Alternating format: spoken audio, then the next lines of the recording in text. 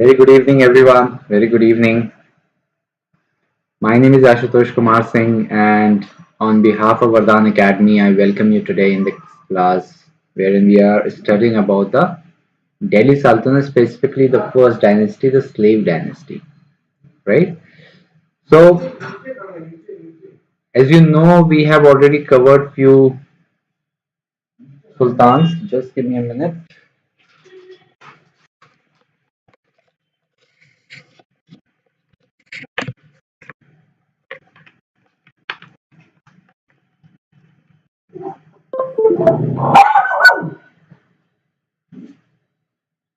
All right. So, let me see it here. Okay. So, we have already covered few sultans. Okay. I'll just write down the names here. So in the slave dynasty, as you know, we have already covered about Aibak. Okay, we have already covered about Iltutmish and Razia. We saw the different king or different sultans who came in between these major sultans, because in your examination, even in essay writing or even uh, in one MCQ questions, you will see that the most of the questions are prompted or asked from these sultans. Okay, the other sultans who are there in between these sultans, they are not that important. Okay. Okay, so after Razia, as I told you, after Razia, Turkan e Chehelgani, Turkan e Chehelgani, the Chalisa that you call as Chalisa. Chalisa became very powerful, and they started making kings now, and they are the kingmakers. Okay, and after Razia, they have put up Razia's half brother Behram Shah on the post, who is going to rule there for 2 years. And after Behram Shah, you will see Firoz, Ruknuddin Firoz's son, whose name is Masood Shah, and he is going to be the next Sultan. Okay, so after Razia, we will see Behram Shah, and he is there for 2 years from 1240 to 42. And after 2 years, he was replaced by Masood Shah. Masood Shah. He is the next Sultan, Masood Shah, and he is there for 4 years, so 42 to 46. Okay, so there are two rulers who were there for quite a very small time. Okay, but after Masood Shah, you will see there is a new king who will come. He is also not that important for us. Okay, but see, his reign is going to be quite long. Okay, so his name is Nasiruddin Mahmud. Nasiruddin Mahmud. Okay, and he is going to rule from 46 till 65. Now, for an inefficient ruler, this is quite a long tenure that he is going to rule for. Okay, but but all you need to know about Nasiruddin Mahmud is, see, Nasiruddin Mahmud was son-in-law son-in-law of Balban. Okay, so during his complete tenure of Nasiruddin Mahmud, you will see that Balban is the real power. He is actually ruling on behalf of Nasiruddin Mahmud. Okay, so he is actually the main power. He is the centerpiece. Okay, now what happened is, see, Nasiruddin Mahmud was a kind of person. He was a very religious kind of person. He was a very pious kind of person. Okay, he was that religious. He was that much into the religion that he used to sleep on the floor. Okay, he never used to sleep on the bed. He used to sleep on the floor. He used to wear very simple clothes, and and his food was not prepared in the royal kitchen. Okay, his food was not prepared in the royal kitchen.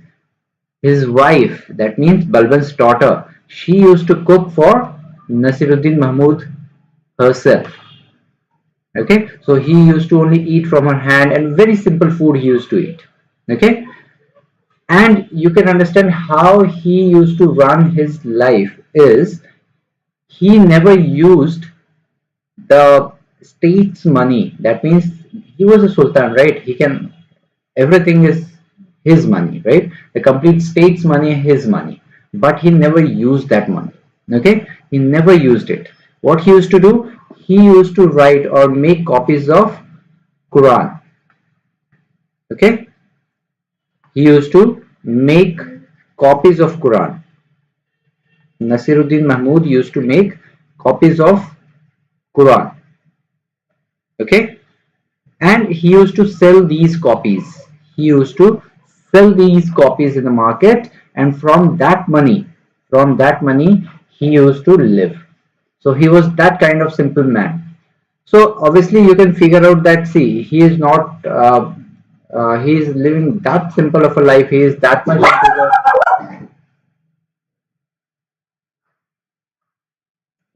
much into the religion, that what is happening now, he is not at all interested in the politics. He is not there for the king. He is not there for the sultan. Just give me a minute.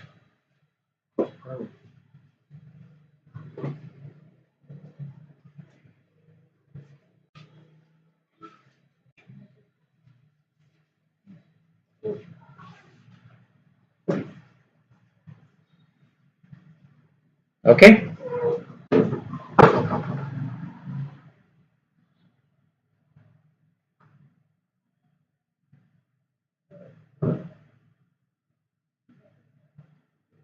sure. So he was that kind of simple man, but he was not interested in the politics, right? He was not at all interested in the politics.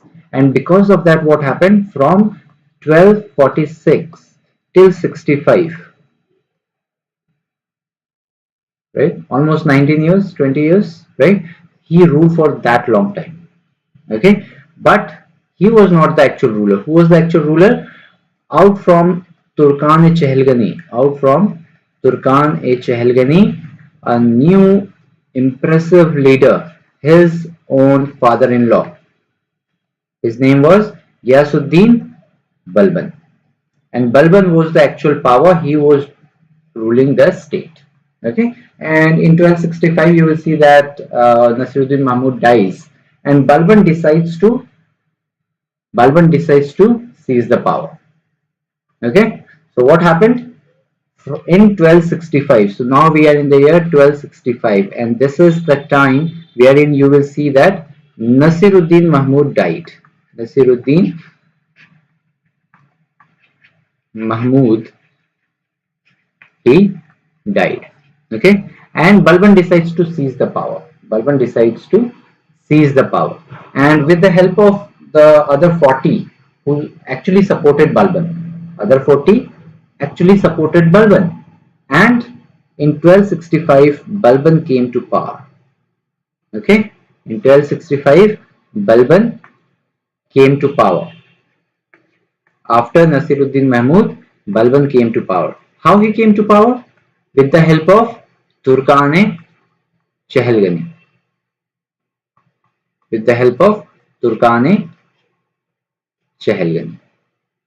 Okay, so we will see about Balban now.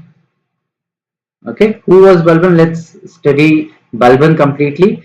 See, his rule is going to be from 1265, and he is going to rule till 87, just 3 years before the collapse of the slave dynasty. Okay, so from 65 till 87, and Balban is one of the very most important person. Okay, and it is said that Balban was not handsome, rather he was a very ugly person. You can say Balban was not just not handsome, but he was also a very ugly person. Okay, and what happened is he was Balban was sold in the market. Of course, he was a slave, so he was there in the market, and he was sold to Iltutmish. Okay, and the person who sold him was Jalaluddin Barni. Jalaluddin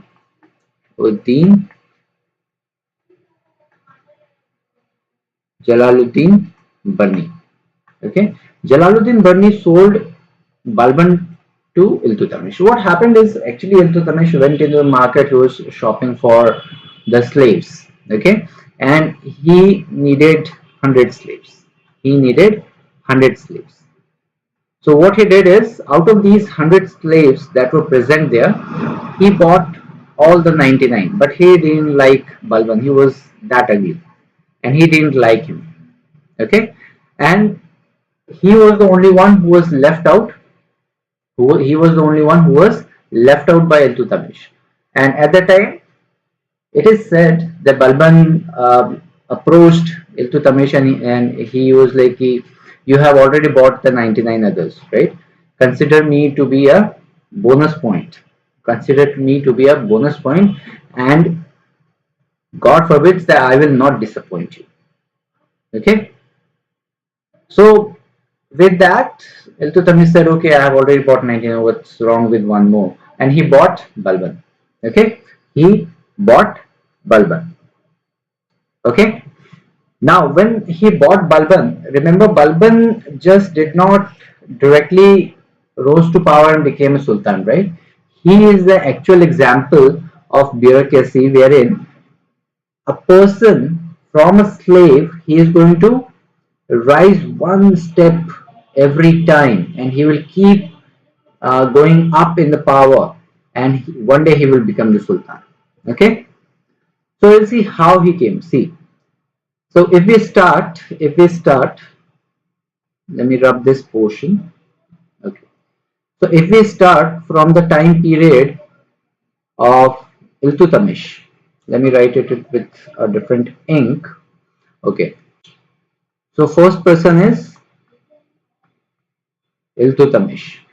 Okay, now during Iltutmish period, he was just a Khasdar. He was just a Khasdar. Okay, like the head of the slaves, taking care of the slaves.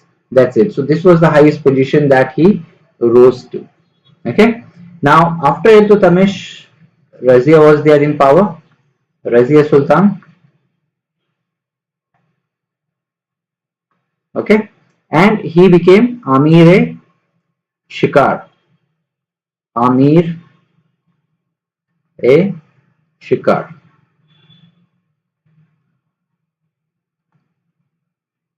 Okay, so he rose to that power. Okay, after Razia, you will see Behram Khan is going to be the next ruler. Behram Khan. Okay, and during Behram Khan's period, this was the actual first power that Balban saw, and he was made Amir-e-Akhur. Amir-e-Akhur. Okay, Amir-e-Akhur means, see, when he was Amir-e-Shikar, he was actually the leader of the slaves. He's just taking care of the slaves, he's just taking care of the lower management. But now he is Amir-e-Akhur. That means he is in the war division. He is there now in the cavalry. He was made Amir-e-Akhur, means Akhur means the horse. Okay, so he is made the keeper of the horses. Okay, the keeper of the horses.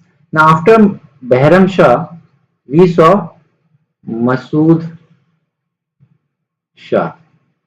Okay, this is not Khan, this is Shah, Behram Khan, Behram Shah.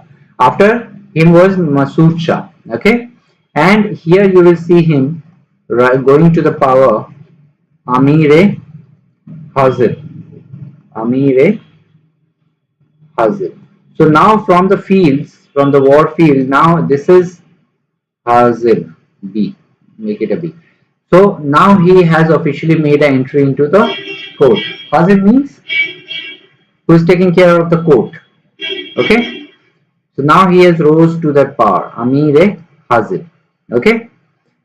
Now from here he kept going ahead in the power, and during Nasiruddin Mahmud, after him the next ruler is Nasiruddin Mahmud.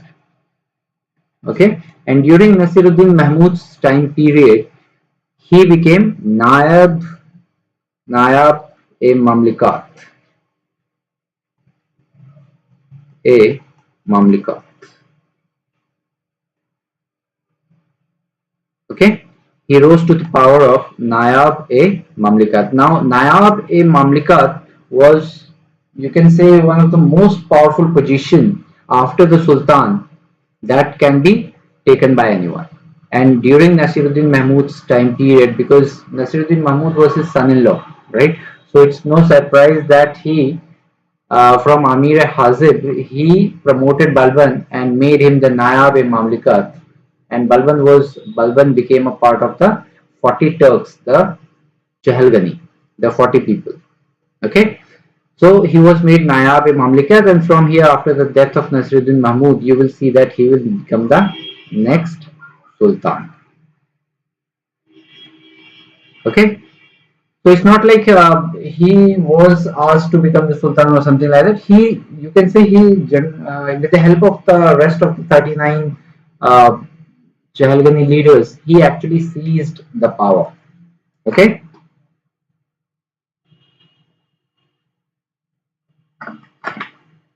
Now, why I'm telling you all these positions that Balban took care, or Balban took or went through. Okay. The reason I'm telling you all these positions is because you may see this as a question in your examination, especially the PCS students. You can certainly see such questions wherein you will see then match the following, and you will see these names of the sultans on one end and the positions held by Balban during their time period. Okay. So remember, from at Iltutmish time, he was a Khasdar. Rajia Sultan, he became Amir Shikar. Behram Shah, he rose to Amir Akhur. Then Masood Shah, he became Amir Hazib. Nasiruddin Mahmud, he became Nayab-e-Mamlikat. Okay, and from here, after Nasiruddin Mahmud's death in 1265, he is going to be the next Sultan of Delhi. Okay. So I hope this much is clear. If you have not written it, you can pause the video, you can write this point. Okay, write this point down. Okay, because this is very important point. This, you may see this as a question framed, especially in the PCS examination. Okay, sure. Next question. Sorry, next point. Now we will see regarding Balban, what are the different names and titles, he held. Okay, what are the different names and titles he held? So see, the first and the most important, remember his, what was his original name? You can say Ulugh Khan. Okay, Ulugh Khan. Okay, not the main name, but he was called Ulugh Khan from very young age. Okay, but his real name, what was his real name? His childhood name that was given to him by his parents, real name. So his real name was Bahauddin. Bahauddin. Okay, this was his real name, Bahauddin. Okay, he was also called Ulugh Khan. Okay, then remember his other name is Balban-e-Khurd. Okay, so apart from Balban, he is also called Balban-e-Khurd. Balban-e-Khurd. Okay.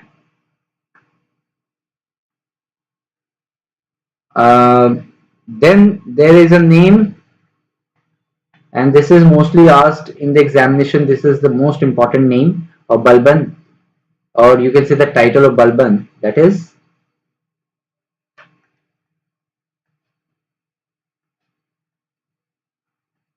Jille Ilahi, the shadow of the God himself.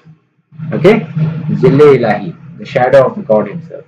Okay, he was called Jille Ilahi, and this is a title that he gave to himself. He gave to himself. Okay, after Jille Ilahi, there is one more name, Niyamat-e-Khudai. Niyamat, Niyamat-e-Khudai. Again, the same shadow of the god sent by God Himself on the earth, right? So Niyamate Khuda in Jille Ilahi, and Jilla Ilahi is one of the most important, that is very frequently that is asked in the examination. Who held this title or Jille Ilahi? Okay. Now there is a writer named by the name Barni. You must have heard about Barni. Barni was a writer during the Sultanate, and Barni gave a name to Balban. What was that name? That name was leader of the people, leader of the people, or you can also say father of the people. Okay, and this name was given to Balban by Barni. So for especially the students of SSC, you have to take you have to remember this point, because this may be asked in your examination. Who is known as the leader of the people, and his name is Barni. Okay, is that clear?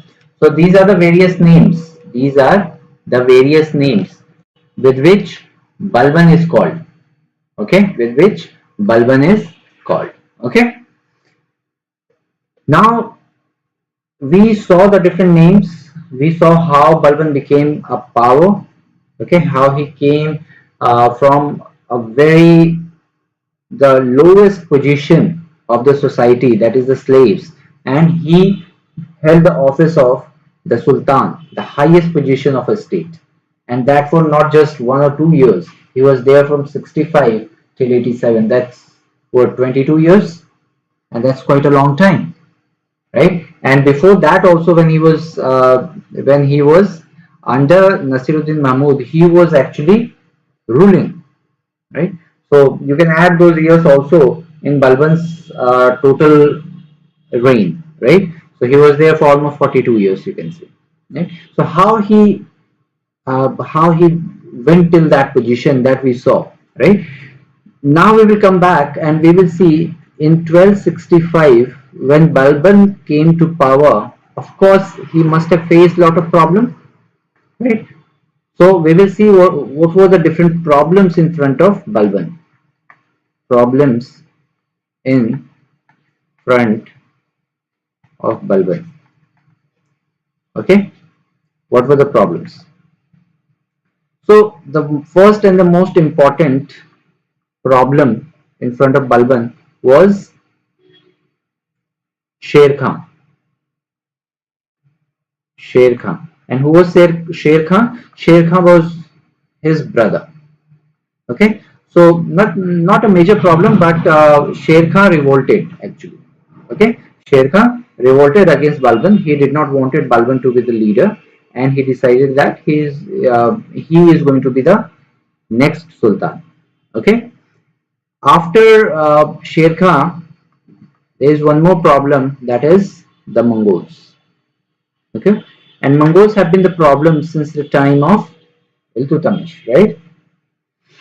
And second problem is Mongols. Then there is a problem in front of him are the Chehelgani. Yes, they are going to be a problem. He was a part of Chehelgani, but Chehelgani are going to become a problem for Balban. Okay, and after Chehelgani, we will see one more problem. Very explicitly, I am going to tell you about this one. But the problem is the respect of Sultan. The respect of Sultan. So no one is actually respecting the Sultan. Nobody actually respecting the Sultan, and all these problems he is going to overcome. How he overcome? Now see, whenever you heard about Balban in history, you must have always heard that he was a very cruel ruler, right? He was a very cruel ruler. Okay. Now, when Balban came to power, first thing what he did, first thing that he did is all the people who revolted, all the people who revolted against them, he used a policy that is very, very frequently asked in examination, that is the policy of blood and iron. The policy of blood and iron. Okay, blood and iron policy means iron is nothing but the sword. Okay, So he used the policy of blood and iron. That means start killing. Okay. So he was very ruthless. He was very ruthless against the revolt, people who revolted. Okay, and he used to give direct orders to kill. Okay, now I will give you a very good example so that you can clearly understand how he used cruelty against the people who revolted, and he went ahead with the blood and iron policy. If you when we are going to go ahead, we will see that the next sultan after Balban is not going to be his son. It's going to be his grandson, Kekubat. Okay, so what happened? There was a revolt that happened in the eastern region, and Balban sent one of his officer to deal with it, and he failed miserably. Okay, he failed miserably, and his name was Tughril Khan. Tughril Khan. Okay, so he sent Tughril Khan to deal with the revolt in the east region, and Tughril Khan failed. What happened? This is the first time. This is the first time. This is the time of 1273, I think. 1279. Okay, this is a time period 1279 that we are talking about. So in 1279, Tughril Khan went there. He tried to stop the revolt, but he failed miserably. And what happened because of this? This is the first time in 1279 that Balban actually stepped out of the royal palace, and he took his forces. He went to the east side, and he was there in Jaunpur region. Okay, it was not called Jaunpur at the time, but he was there in that region. And there, what he did is, he did not first attack on the enemy. First, he met Tughril Khan, and during all this time, Balban was accompanied by his son. Okay, and Tughril Khan, what he did to Tughril Khan, he was so unhappy with his performance that he asked Tughril Khan to be hanged in the open market in the center, and he asked his skin to be peeled off. He asked his skin to be peeled off. That was his cruelty. Okay, and when his son saw the cruelty of his father, he completely went off. He completely went off from the radar, and he never took the position of sultan even after the death of Balban. Okay, and eventually the position was filled in by his grandson, the Balban's grandson, Kekubat. Okay, so he actually used that policy of blood and iron, and he became that cruel. Okay, now see, the second problem in front of him, one more problem was the Turkan-e Chehelgani. Why he considered them to be a problem? Why he considered them to be a problem? See, what happened is Balban himself was Turkan, a part of the Chalisa, the Chehelgani, right? So when Balban became the Sultan with the help of all these 40 people, the complete Chalisa, they supported Balban to become the next Sultan. But one thing struck in the mind of Balban. What? One thing struck in the mind of Balban, that today, if they can support him, right? If they can support him to become the Sultan, there is no chance that another one of the Chehelgani or Chalisa person, he will not go ahead and become the next Sultan, and Balban will be killed by these 40 people again, and he will be replaced, right? So because they are very powerful, they can replace Balban, right? If they are together, they can very easily replace Balban. We saw that happening since what, Iltutmish time. Since the Iltutmish time, we saw this, that the rulers, they are now what's happening after them. What's happening with them? They are being handled by the Chehelgani or the Chalisa. Okay, so you saw Ruknuddin Firoz came, and within 6 months, not even 6 months, 5 months, he was replaced by Razia Sultan, and after Razia Sultan, you saw Behram Shah coming to power, then Masood Shah coming to power, and then Nasiruddin Mahmud came to power. Then Balban has been put on the throne. And who is doing all of this? This is being done by the Chahalgani, the 40 people.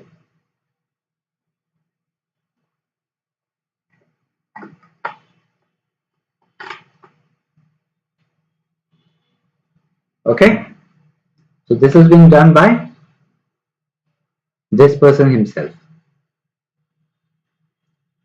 Suraj Singh. Thank you, Suraj. Thank you very much. Okay. Turkani Chahalgani. Okay. Now, so what he decided to do with this, how to deal with this problem. So he decided to weaken them. And there is only one way to weaken such powerful people in a state. How? Kill them. So it is said that he killed all of them. Either he used the blood and iron policy, or he used his spies, and he used different methods, poison and everything. He put all his effort, all his power, but made sure that all these 40 people are not there to challenge his position or help anyone else who can challenge his position. Okay, so he actually abolished the Turkani Chahalgani. Okay, so you can, if you remember, this Turkani Chahalgani was established by who? This was established by Iltutmish, right? This is the time period. Iltutmish, we are talking about which time period? 1236, and he started in what, 1210. So 1210 to 1230. So in 1212, you can say he established it. So since that time period, now in 1265, this Turkani Chahalgani has been abolished, has been removed completely by Balban. So these 2 points are very important: who established it and who abolished it. These questions are very frequently asked in especially one-day examination. Okay. So this is the second problem. This is the second problem that Balban dealt with. Okay. Now after this, there is one more problem, and this problem is very close to his heart, you can say. Okay. Now we will see what happened is when Balban came to power. You can see before Balban we have very weak rulers who are actually ruling the country, right? We have very weak rulers who are actually ruling the country. Correct? They're very weak rulers. Okay. So during their time, because they were very weak rulers, eventually there was a disconnect. There was a disconnect that happened between the Sultan and his subjects. Sultan and his subjects. So when I'm saying subjects, means his courtiers, his soldiers, his people who are living in his sultanate. So there is a disconnect. Okay, and the respect of the Sultan is not that good now. It's not at that level that it should be, because Sultan is a position that is considered not common within the commons, right? It's not common within the commons. It's completely different, right? Sultan is not a common person, and he needs to be separated from the common people, and there should be a good respect for Sultan, right? And Balban, when he came to power, he very clearly he see that Sultan is not actually getting that kind of respect, right? And we saw this time period also wherein the Turkani Chahalgani is now replacing the sultans like this, right? They are replacing the sultan like this. So what happened? The respect for sultan is not there anymore, right? Everyone is like, if he is not going to cooperate, we are going to have a next sultan, right? And because of that, Balban decided that he is going to fix this, and the sultan has to be distinguished from the common people, from the common courtier. Okay, so for this, what he bought? He bought two things: the Sajdah and Taboos. Sajdah and Taboos. He introduced the Sajdah and Taboos policy in his court. Now, what is Sajdah and Taboos policy? What is Sajdah and Taboos policy? So basically, see, first we understand what is Sajdah. Okay, so basically Sajdah means that you have to bow down exactly 90 degrees in front of the Sultan, even if he showed up. Okay, so consider there is a court and everyone is standing in front of the Sultan's position, and Sultan is sitting on, he just entered into the court. Okay, as soon as the Sultan entered, he want everyone, every head of his court to be down in front of him, 90 degrees to be precise. Okay, and that's what is Sajda. Right? He want every head to be down, and whoever is not going to do the Sajda in front of Balban, he used to directly execute him. Directly execute him. That means he used to be killed. That means which policy he used to follow against them? He used to follow against them the policy of power, the policy of blood and iron. Blood and iron. Right? So this is the policy that he is going to follow. And whoever is not doing the sajda in front of him, he will be executed. So this is a very good policy that he followed. Okay, you will say that this is too much, but this was really required now, because for past 50-60 years there is no respect for the Sultan, and Sultan is nothing but like considered to be a normal person, and if he is not going to behave, he will be changed. But that's not the situation now, and Balban decided to fix this, right? So sajda, everyone has to do the sajda, everyone has to bow down in front of Balban, and when everyone is bowing down in front of Balban, everyone has bowed down in front of Balban, then Balban is going to give the permission like stand up, rise up, right? And everyone will rise up. Everyone will rise up.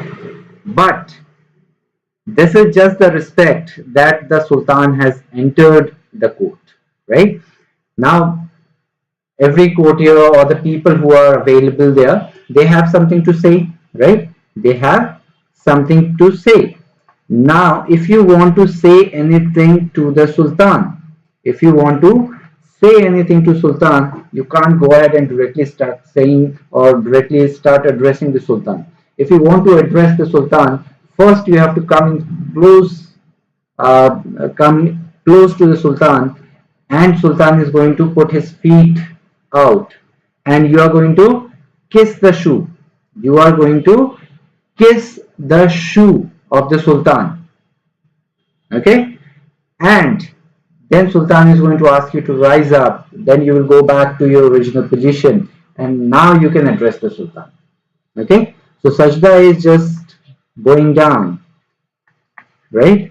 Go down. And tabos is kissing his feet, or you can say he was never like not, so he was Sultan, right? It's not like he was not wearing anything. So kissing his Sultan's feet, kissing Sultan's feet. Okay, so these are the two policies that he bought in, and whoever is not going to follow these policy, he is just going to simply execute that person. He is going to simply execute that person.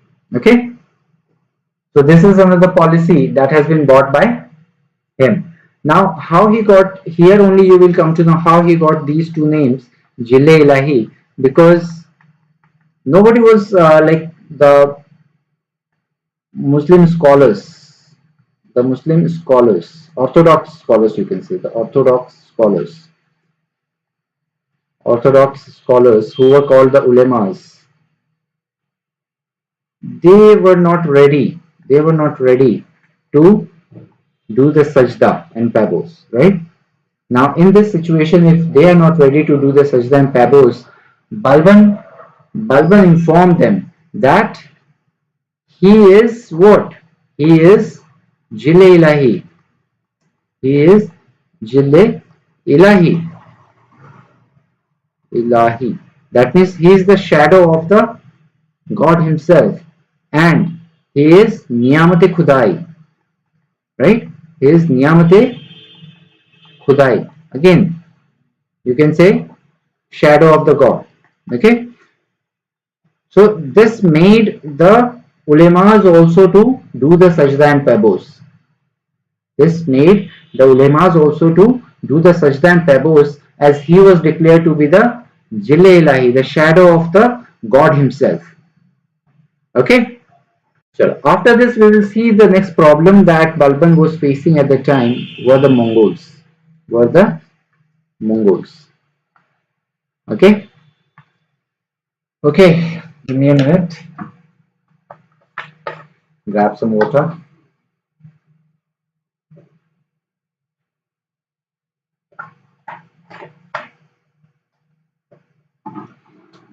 Okay. If you're watching the class, don't forget to go ahead and press the like button. Subscribe the channel if you are here for the first time. Okay. Subscribe the channel to see more. Go to the playlist. You will find various courses that are very useful for your examination. And subscribe the channel. Go to this different playlist and do watch the other videos. Okay. If you have any suggestions or any point that you want to put out, just write it in the comment section. Okay. Chalo. So like, share, and subscribe. Chalo. Let's come back to our Mongols. How he dealt with the Mongols. So he knew that Mongols are attacking from the east side, right? And there is a pass here, and you'll see India like this, and there is a pass here. This is the region of Rajasthan. Here is, you can say, the Lahore here. Okay.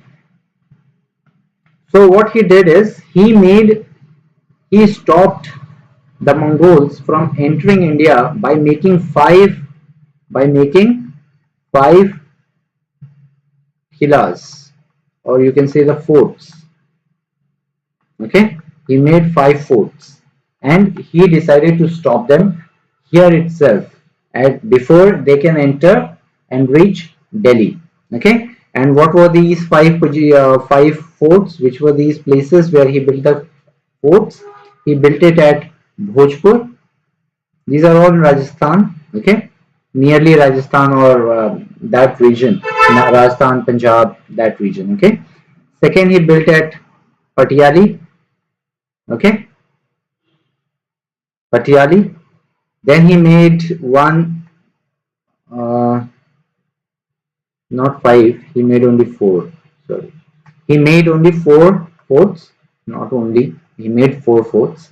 Okay, so second was in Patiali, then Kampil.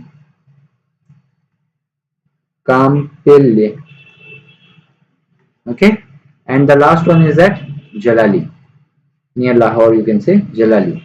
Okay, so these are the 4 positions wherein he built new forts to stop the Mongols from entering the Indian subcontinent.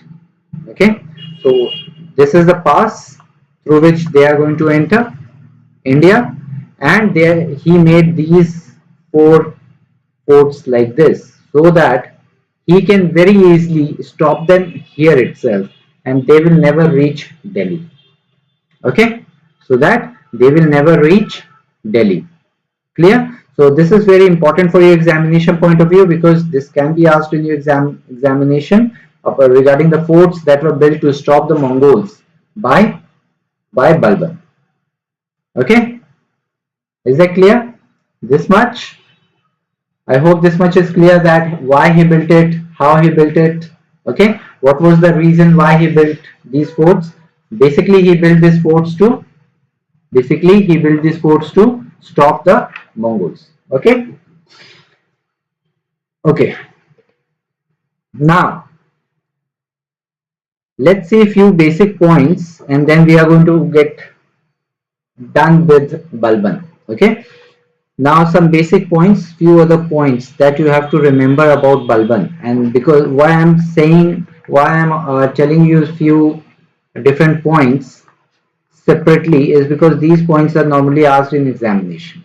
Okay, so first and the most important point that you have to remember, uh, he called himself to be the successor of Afrasiab. Afrasiab. Who was Afrasiab? Afrasiab was a Khalifa. He was a Khalifa. Okay, the ruler.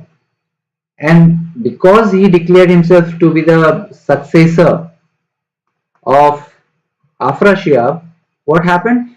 He is now not only the king, right? He does not only have the political power, but now he is getting the religious power as well.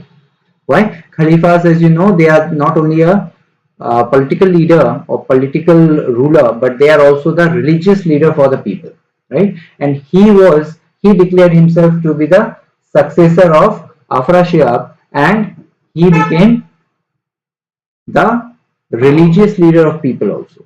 Okay. So this is asked in exam, who declared himself to be the successor of Afrasiab. Then they will see the second point, very important, very frequently asked in the examination, and this is the Nowruz festival. The Nowruz festival. Okay, so remember about this Nowruz festival, and this festival was introduced in India by who? By Balban. Okay, Nowruz festival was introduced in India by Balban. This is a question that has been asked in SSC, and normally it is asked in SSC. Okay, every now and then, every year you will see this question come in the examination. Nowruz festival was introduced by Balban. This was a festival of Iran, and he introduced it into India. You will see that after some time, Nowruz festival will be stopped by one king and one sultan, and he is going to put a stop on this festival. Okay, we will see that in the second or third dynasty. Okay, what else?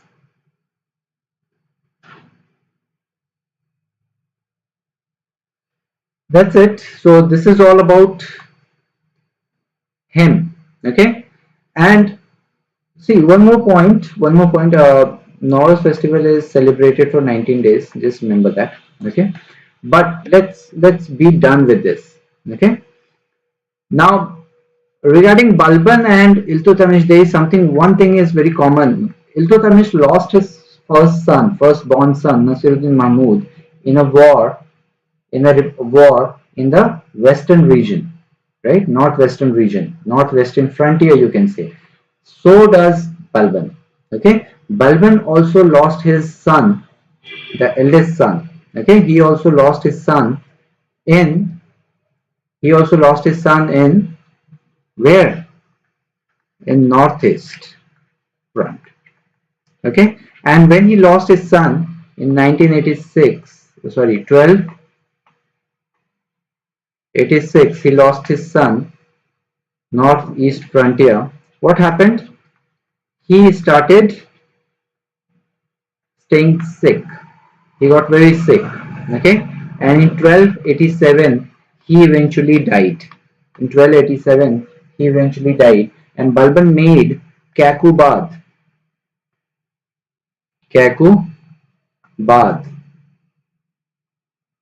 as his successor. He was his grandson of Balban. He was grandson of Balban. Okay, and he made Kakubad, who was just 16 years old, and he made him his successor in 1287. You will see that Kakubad is going to rule from 1287 till 90. But during this time period, you will see that the Sultanate has become very weak, and a new ruler is going to try to take or seize the power, and his name is Jalaluddin Firoz Khilji. Jalaluddin Firoz Khilji. Okay, Firoz Khilji. And Jalaluddin Firoz Khilji is going to seize the power from Kakubad. After Kakubad also, you can say there was one more sultan, his son. He was just an infant child, His name was Kayumar. Okay, he was there just for a day or two, you can say. He was declared to be the next Sultan, but eventually Kakubad and Kayumar both were killed by Jalaluddin Firoz Khilji, and Jalaluddin Firoz Khilji ended the slave dynasty here and established a new dynasty in 1290, and this is the Khilji dynasty. This is the Khilji dynasty, and you must, if you have seen the movie Padmavat, you will see the story of Jalaluddin Murad Khan or Murad Shah, who has performed as Jalaluddin Firoz Khilji in that movie.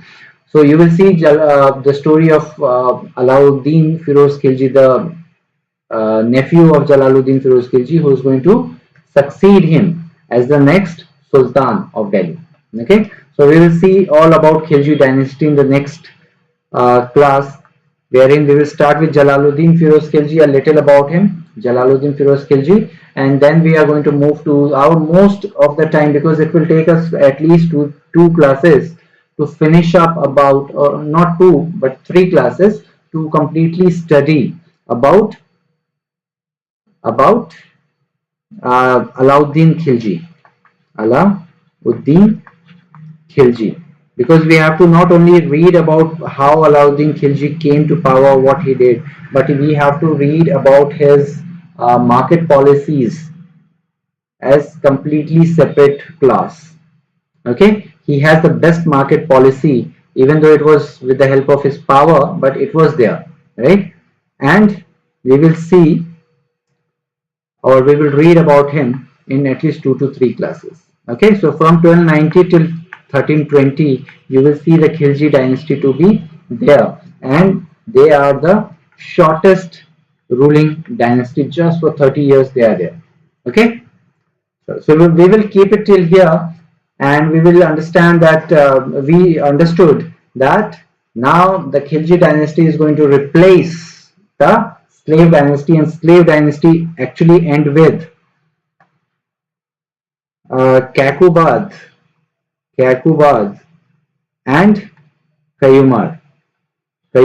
See, in your examination, especially SSC students, because SSC put such kind of questions, and then you have a lot of issues writing the correct answer. See, if you get the question, who was the last ruler? Who was the last ruler of the slave dynasty? And you don't have Kayumar in the option. You don't have Kayumar in the option. Then you are going to simply take the answer Kakubad, because you will find Kakubad there in the answer, in the option, in MCQ.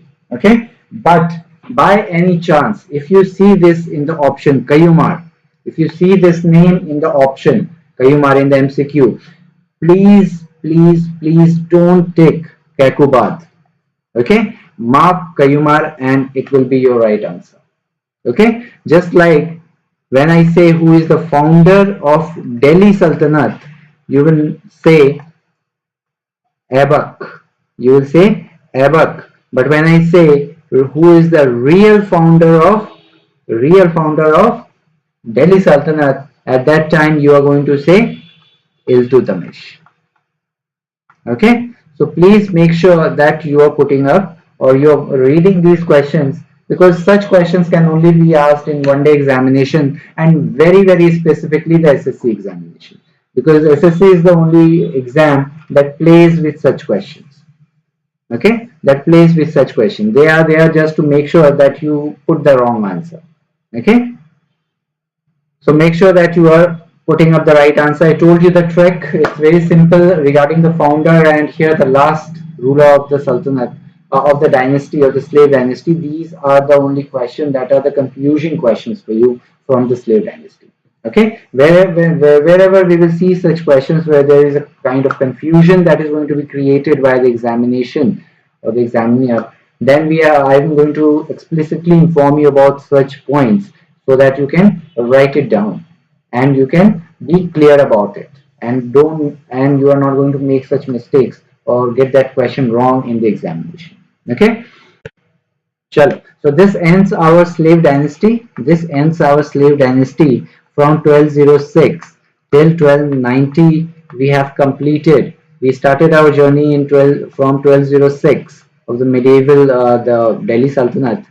From Aibak we started, and we have reached the 84 years. We have reached and completed the 84 years of tenure of the time period, and we have reached till 1290. The next class, I am going to start with the Khilji dynasty. So stay tuned, because these are the next 30 years, which are going to be one of the best years that you are going to see for your examination, as per your examination. Okay, especially the PCS students, because the market policy, when we are going to study about the market policy of Alauddin Khilji, it is going to be asked for sure in your examination. Okay, sure. Okay, so don't forget to like, share, and subscribe. And if you have any suggestions, or if you want to, you want me to take any different class, then let me know. Kindly let me know all these points in the comment section. I'm open for your suggestion. You have to study. Any changes that you like, I'm ready to make. Any amendments that you like, I'm ready to do it. But your responsibility is to continue studying. Okay, so keep doing that. Until then, have a good night. Take care of yourself. Bye bye.